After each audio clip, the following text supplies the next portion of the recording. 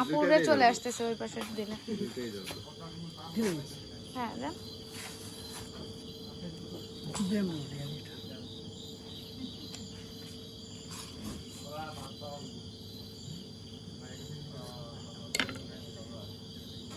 ফ্লেভারটা তো সেই লাগতেছে।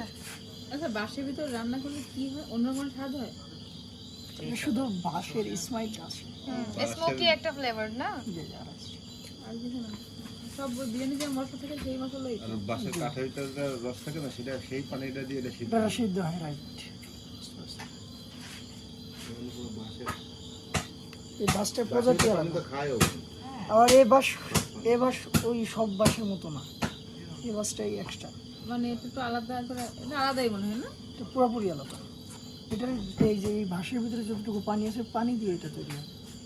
আর হচ্ছে এতক্ষণ ধরে যে ইয়ে হয়, মানে পুরায় এটা কি রান্না হয়, পুরো ইয়ে হয়ে যাওয়ার কথা না, কয়লা হয়ে যাবে। কয়টা বাঁশের বিরিয়ানি অর্ডার পাইছেন আজকে?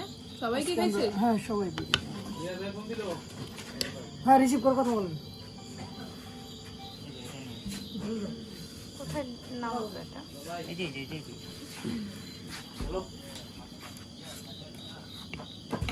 নাম মত আছে ভাই। এই নাম দিলাম না, নাম মত আছে ওই মন্দির স্যার। হ্যাঁ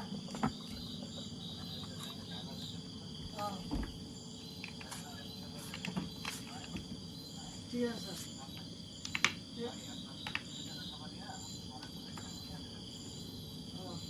ইয়া তো একজন মনে হয় অসীম ভাই একজন মনে হয়। আচ্ছা ঠিক আছে তো, ঠিক আছে। পানি লাগবে দেবো।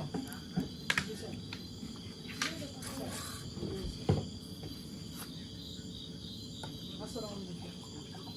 ঠিক আছে ঠিক আছে।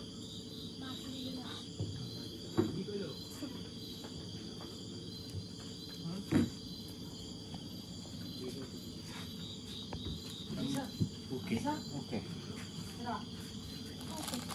ওকে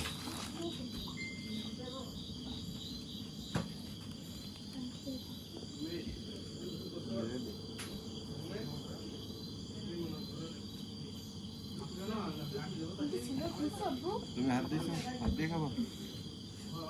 খাবার দিয়ে টিস্যু দিয়ে মুছে নাও। না হাত ধুয়ে আসছে, তুমি না বললো খাবার দিবা। তোরা দেশে তোরা ফার্স্ট তাই বলে খাও, লাগবে অন্য দিকে নেও।